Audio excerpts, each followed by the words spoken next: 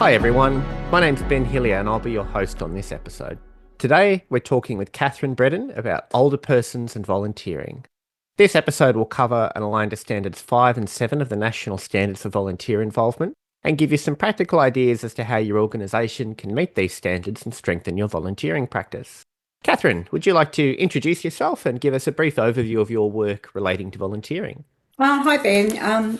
So my name is Kathryn Bredin and I work at the Riverina Community College in Wagga Wagga, and I am the coordinator of the Aged Care Volunteer Visitors Scheme at the college, and I've been in this role for 5 years. The Aged Care Volunteer Visitors Scheme is funded by the government and plays a vital role in providing friendship and companionship for older people. Fantastic.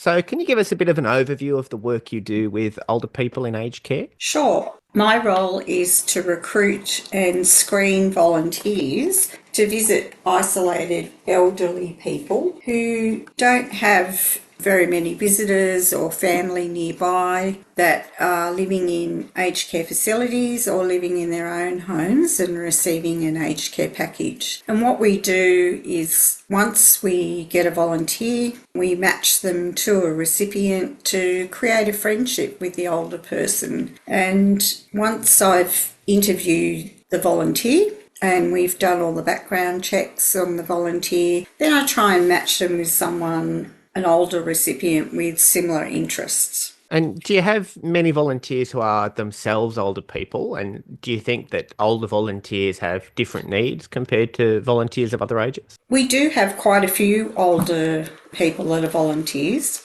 I've got approximately 70 volunteers at the moment in 7 regional Riverina towns, and we're visiting, upwards of 100 older recipients. But the majority of my volunteers are over 65 and retired, and they just want to give back to the community. I also have a few volunteers that are well over 70, some in their 80s. Right. Yeah, the only thing I can think of that is a different need for the older volunteers is that a lot of the older volunteers are not tech savvy like the younger volunteers. So giving them things to fill out online and talking to them about Facebook and things like that, they haven't got those, some of them have got phones but not computers or email addresses. It's not really a problem because we have other ways of communicating with them. Right, that's good. So at the Centre, we've recently published a report on volunteering with older people in New South Wales. And I wanted to sort of see how some of those findings in the report compared to your experience working in the sector. Firstly, we found that older volunteers tend to be motivated more by a desire to help,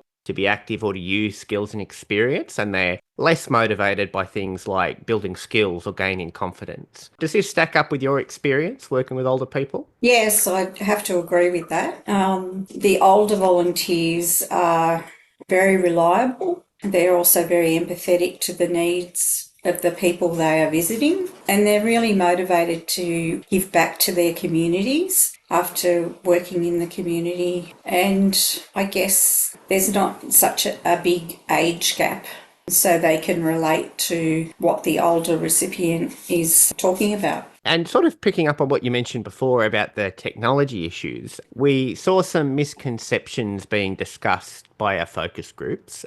And one of those was a lack of comfort with technology, but also that people make assumptions about the physical limitations of older volunteers. Do you find that these same misconceptions exist with the volunteers that you're working with? I don't really find it a problem. When I interview the person to become a volunteer, I ask them about their capabilities and their limitations. So I know from the very beginning if I need to help them in certain areas.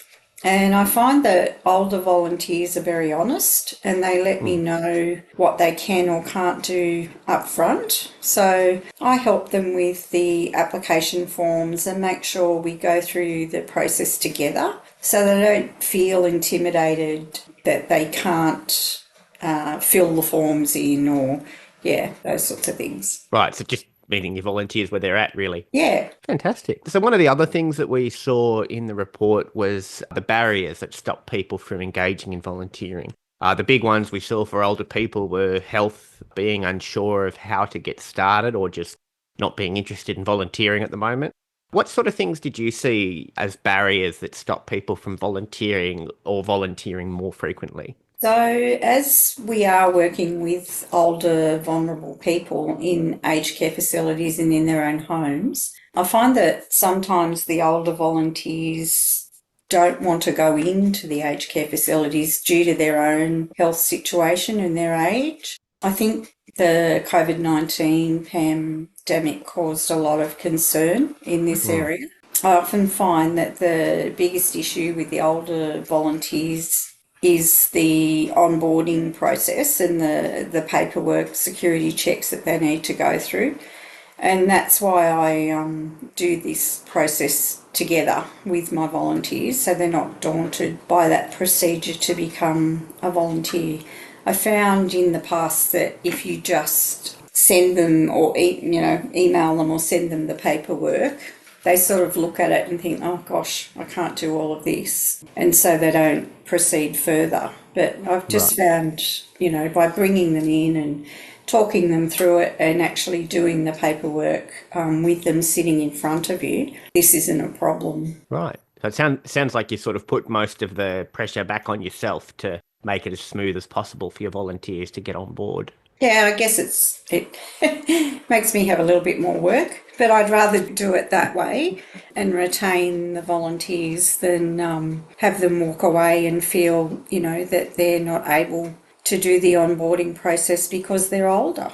Yeah, fantastic. So the last thing we saw come out of the report was a series of recommendations from the people involved in the focus groups. Some of the big ones we saw, we've kind of touched on, flexibility for volunteers in their roles, making administration and bureaucracy as streamlined as possible, bring sort of more accessibility for transport and technology. Are there any other recommendations that you see in terms of making volunteering with older people more effective? Well, I agree with it that we just need to simplify the processes. We need to listen to the older person's needs and find, solutions for them. The bigger organisations that they're very fixed with, they have to do it online. There's no other way for them to do it. So we need to be flexible. After all, they're volunteering their time. It's not like we're paying them, for all the hours that they're going to put in. So I think, we need to be flexible and simplify things for them so that we retain these wonderful volunteers. Absolutely. So, moving back to your work more specifically, what sort of things do you do to recruit and train volunteers? So given the age demographic of the people that we're visiting, I usually recruit my volunteers through local community radio stations and local newspapers, or having stands at local shopping centres, participating in seniors expos, which we are doing at the moment. I find that that's a great place to catch up with both potential volunteers but also potential recipients that might be looking for someone to visit them. I find that social media is not very useful as our target group is not really on social media. So we offer, training here in the form of information on aged care and dementia and grief and loss. And we also, because I work for a Riverina community college, we also offer our volunteers,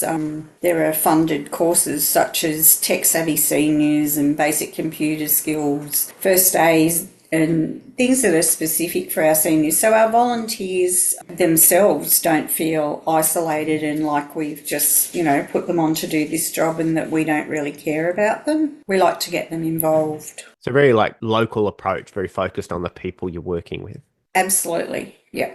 Brilliant. What are some of the things you do to recognise the work of your volunteers? Do you have a recognition program or awards program or anything like that? Yes. So we have, we make sure that we keep in contact with our volunteers on a regular basis. So we touch base with them about every 6 to 8 weeks just to check in and make sure that everything's going smoothly and they're, happy and well and whatever.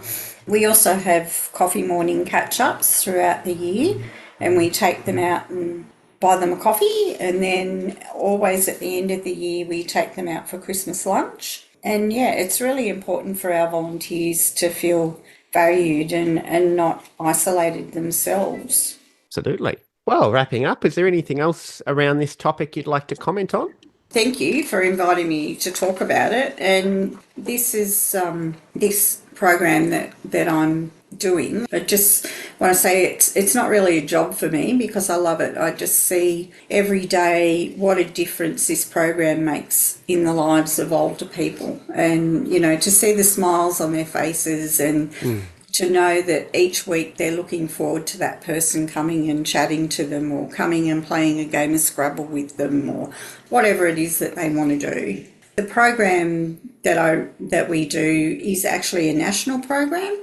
So I'd encourage anyone who's sitting at home, and you've got time on your hands and you like to chat and be around older people, then get in contact with the Aged Care Volunteer Visitors Scheme in your area. We're always looking for volunteers and we're always looking for people to visit too. So, the difference it can make in an older person's life is priceless. And I always say, life's always better when it's shared with friends. Absolutely. Well, thank you very much, Kathryn, for sharing your advice and expertise with us today. Where can people go if they want to find out more about this program? So it's a website. After me just saying all of that. Look, if you're in the local Riverina area, you can contact us at the Riverina Community College. But there is a national website just called the Aged Care Volunteer Visitors Scheme that you can get onto, and there is a phone number, but yeah, you can find out where the closest auspice is that runs the program. Well, thank you again for your time today. Thank you. Thanks, Ben. It's been great. Thank you. You've been listening to the Voices of Volunteering produced by the Centre for Volunteering. For more resources, training, news and support, visit our website at volunteering.com.au.